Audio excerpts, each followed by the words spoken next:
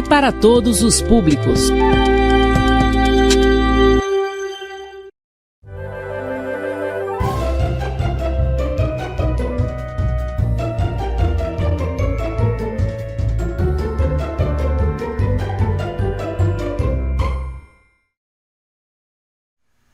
Olá pessoal, estamos começando mais um Escola em Minha Casa, Projeto de Vidas. Sou o professor Will Soares e vamos ter uma aula hoje do 7º ano, Biodiversidade de um Bioma. Então, pega o caderno e vamos em frente. Bem, para falar de biodiversidade de um bioma, é bom relembrar, a gente teve aulas passadas aí, falando sobre o bioma. Então você tem que tentar recapitular que o bioma é aquele grupo, né, aquele conjunto de vida vegetal e animal que está situado em uma dada região. A gente consegue identificar facilmente. Então, em linhas gerais, é isso. Mas biodiversidade, né? Relembrar isso, a gente tocou apenas, não aprofundou tanto. Eu trouxe uma imagem para vocês, observem aqui, desse ursinho panda, que tem essa organização aqui, a WWF, né? World Wildlife Fund. Então, traduzindo ao pé da letra, seria Fundo de Vida Mundial, também conhecido como Fundo Mundial da Natureza, né? Esse WWF. Então, vamos verificar aqui, segundo a WWF, o que seria a biodiversidade, certo? Então, vamos lá.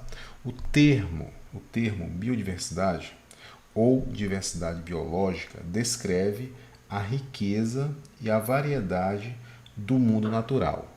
Esse é um ponto destacado. Para entender o que é biodiversidade, devemos considerar o termo em dois níveis diferentes. Todas as formas de vida e as interrelações ou ecossistemas na qual a existência de uma espécie afeta diretamente em muitas outras. A diversidade biológica está presente em todo lugar, no meio do deserto, nas tundras congeladas, ou mesmo nas fontes de água sulfurosas. Seria basicamente isso.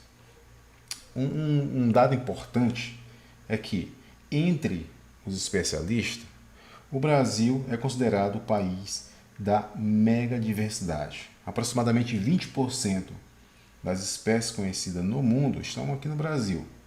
Importante saber disso. Quais as principais ameaças à biodiversidade? Então é outro ponto a ser tocado que influencia diretamente o bioma. Tá? A gente está falando aqui de biodiversidade e questão de relação com o bioma, é importante destacar. Por exemplo, a poluição. Então vou escrever aqui pontos que afetam aqui.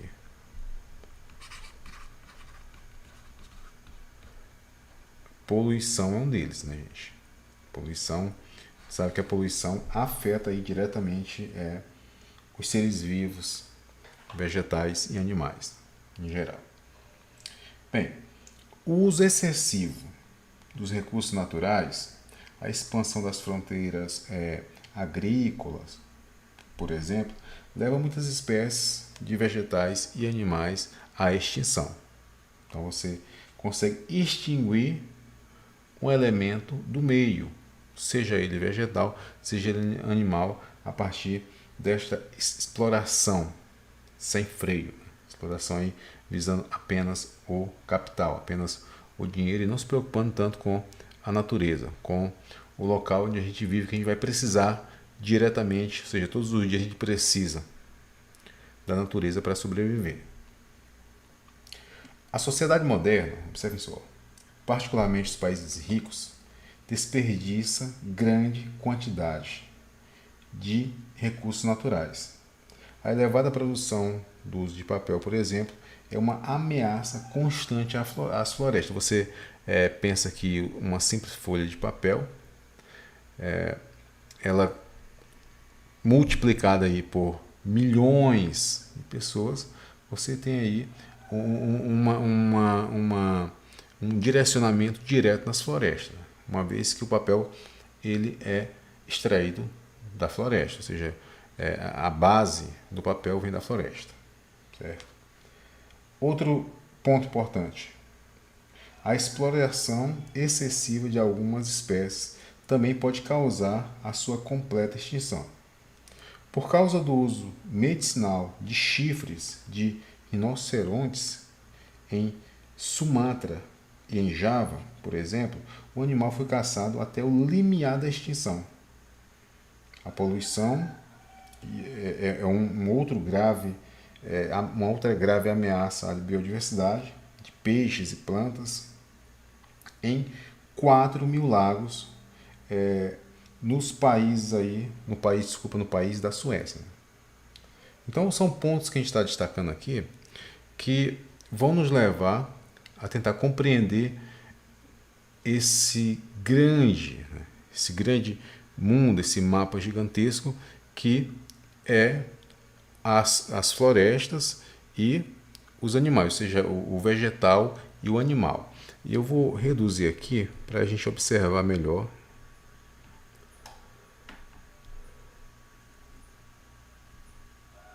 Ok, para a gente observar melhor o que eu estou falando. Então a gente fez uma breve introdução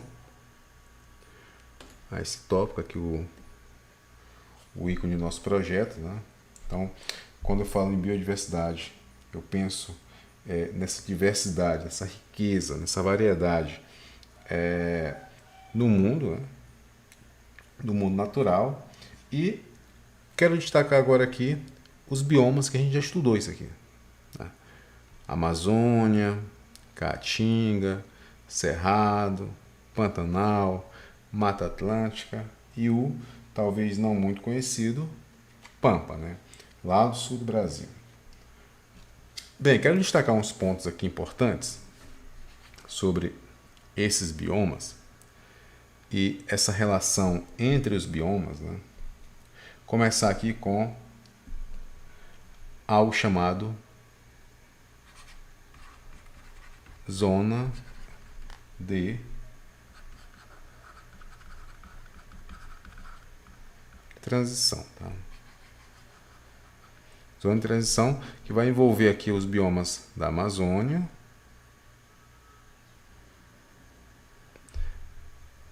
Cerrado, deixa eu mudar a corzinha aqui, e Caatinga, tá? Então, destacando esses três, por quê? Porque há algumas regiões com características específicas, né, existente entre os principais biomas brasileiros, no caso, o que a gente destacou aqui, Amazônia, Caatinga, Cerrado, a gente vai ter o que a gente vai chamar aí de zona de transição. Então, a identificação dessas regiões aqui, ou seja, a região que está aqui, né, onde eu estou marcando aqui, são as zonas de transição. Então, uma delas é a transição entre a Amazônia e a Caatinga, como a gente acabou de falar aqui, ó. Então, observa aqui que eu vou identificar aqui pela seta. Okay, então, essa zona de transição, né, que está situada basicamente, se você observar, esta região aqui é o Maranhão. Então, aqui, ó, se você observar, o Maranhão ele se encontra basicamente aqui em uma zona de transição. Importante verificar isso. Mas o ponto importante aqui dessa zona é uma floresta chamada Floresta das Palmeiras, tá? Que faz parte. Então, na zona de transição central aqui, ó, diríamos assim, ó, tem essa região, né? Então, destacando aqui esses pontos, né? Ponto inicial aqui, eu chamo aqui de ponto 1. Ótimo. O ponto 1 aqui, ó. Nós temos aqui a transição Amazônia-Caatinga, né? Que fica dentro do Maranhão. Essa Amazônia-Caatinga. Um pouco mais abaixo aqui, ó, Mato Grosso, né? A região mais aqui abaixo, nós temos que botar aqui região 2. Tá? Nós temos também a transição aqui, só que agora é a Amazônia Cerrado. Tá? Você vê que o bioma aqui é o Cerrado. E aqui, mais à direita, nós temos o 3, que é o Cerrado Caatinga. Então, são as zonas de transição desses biomas. Tá? Eu quero destacar aqui, pessoal, um outro ponto importante da biodiversidade desses biomas é a nossa costa aqui, ó. A nossa costa, ou seja, aqui nós temos aqui o oceano, né? Toda essa, deixa eu botar aqui numa cor mais característica, mas toda essa região aqui, ó, tá?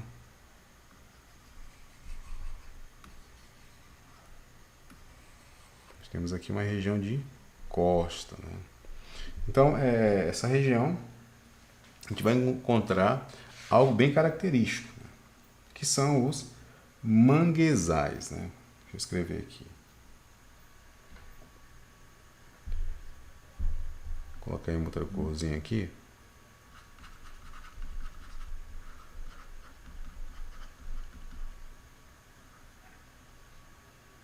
Manguezais, né? Então, os manguezais, né, eles vão estar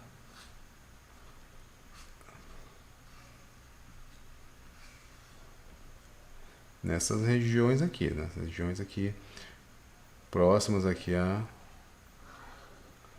costa. Então, essa região aqui, chamada de uma região de manguezal. Os manguezais são comuns, chama em estuários, né? O que são os estuários, né? Locais onde os rios se encontram com o mar. Enseadas e lagunas de água salgada.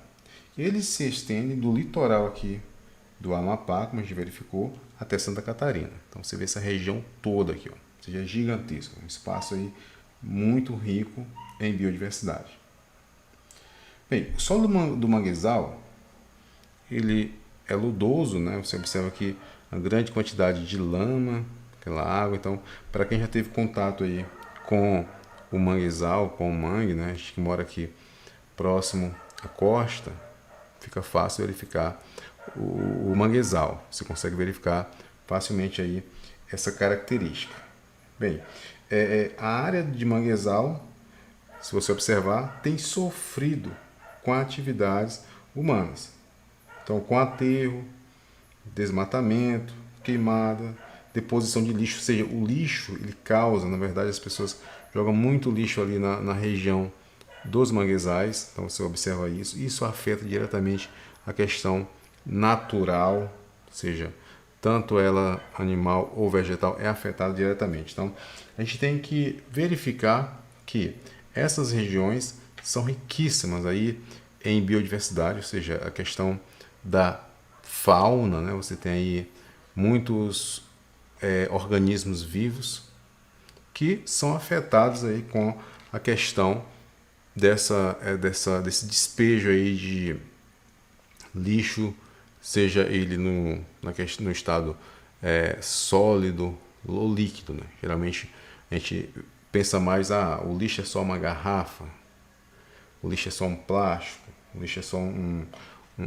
pedaço de metal, um pedaço de borracha. Não, o lixo também ele pode descer no seu estado sólido aí, os despejos de esgoto, que prejudica muito a questão da vida ali nessa região de manguezais.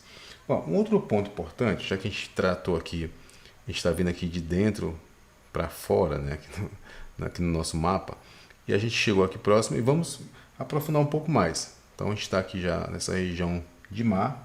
Então quero destacar aqui a questão dos ecossistemas aquáticos, tá?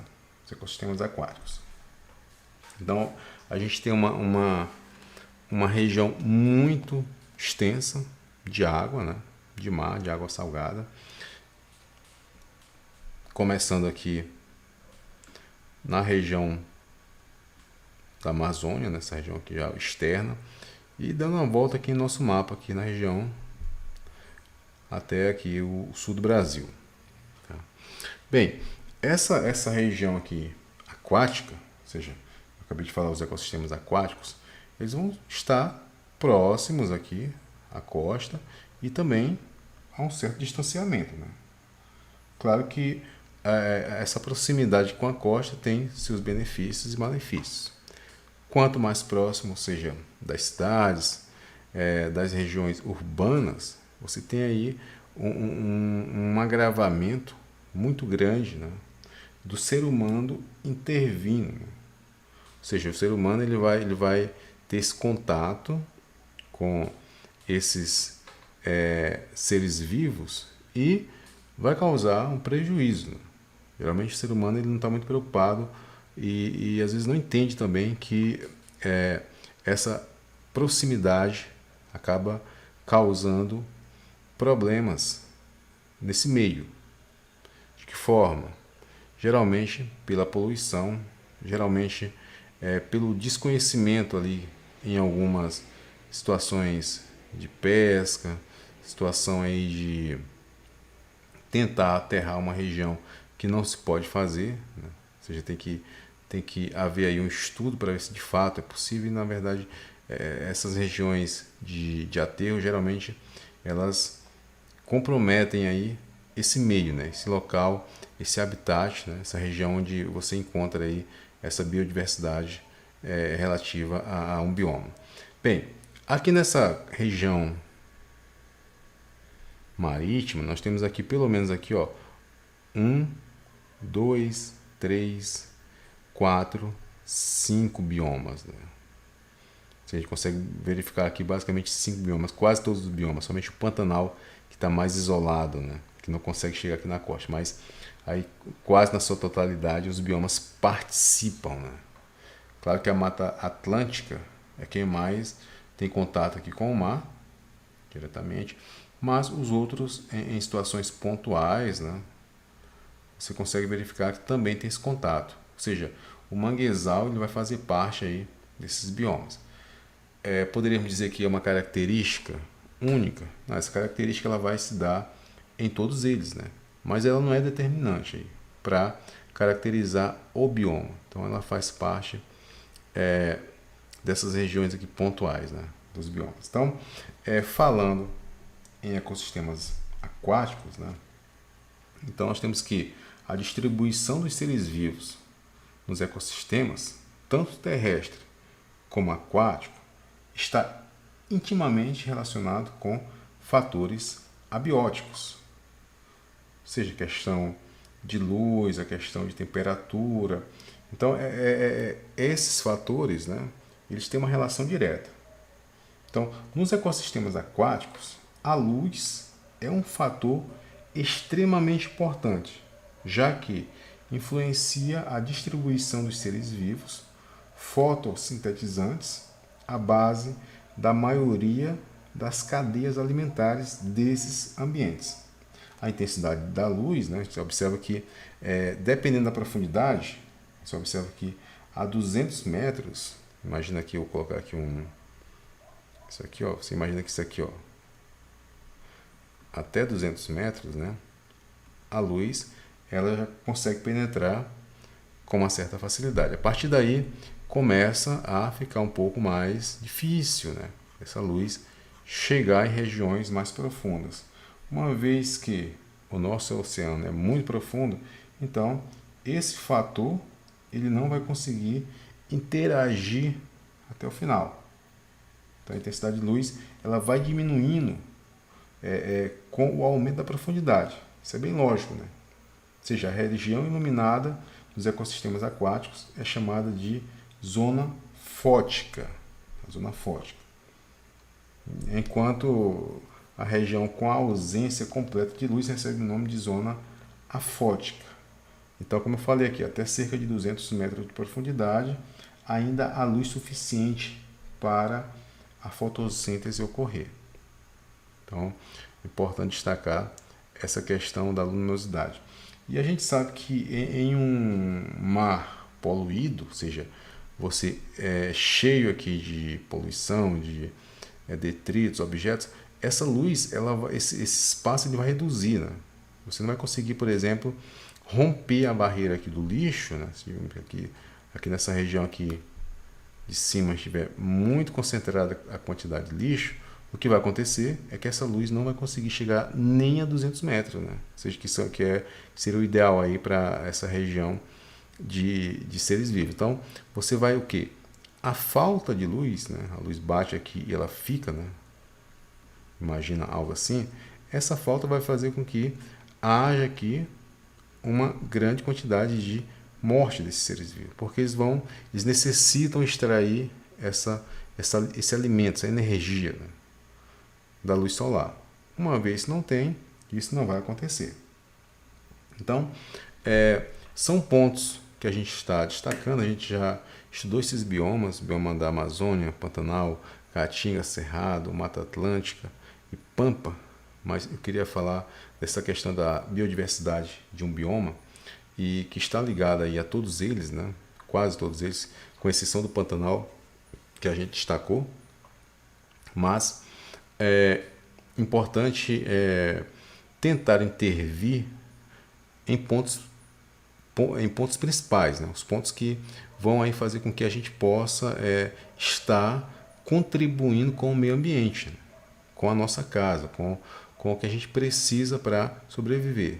E pontos que a gente consegue fazer isso na questão da informação. A questão de dizer, o simples fato de você jogar uma pequena tampinha de refrigerante, de plástico, no rio, no mar, você acha que não vai fazer diferença, que vai cair, o mar vai levar? Não. Vai começar a se juntar, ou seja, muitas tampas, muitos plásticos, e vou começar a fechar a questão da luz naquele ponto principal ali, e isso vai afetar o quê? A vida, né? A vida marinha, ou seja, a vida ali onde a gente pensa que a fauna ela é imortal, ou seja, ela consegue aí sobreviver em meio a essas questões de ausência de alimentação, mas não, todo ser vivo precisa de alimentação. Você precisa, os animais e vegetais precisam. Então, a gente tem que pensar assim, tem que começar a pensar dessa forma para que a gente possa chegar a um ambiente saudável, né, a todos os seres, né? Então, pense positivo, põe isso na cabeça e até a nossa próxima aula. Eu agradeço a vocês. Essas informações elas vêm aí para contribuir com o nosso desenvolvimento pessoal, nosso desenvolvimento escolar, intelectual, e a gente precisa ter essa compreensão. Então, muito obrigado e até a nossa próxima aula.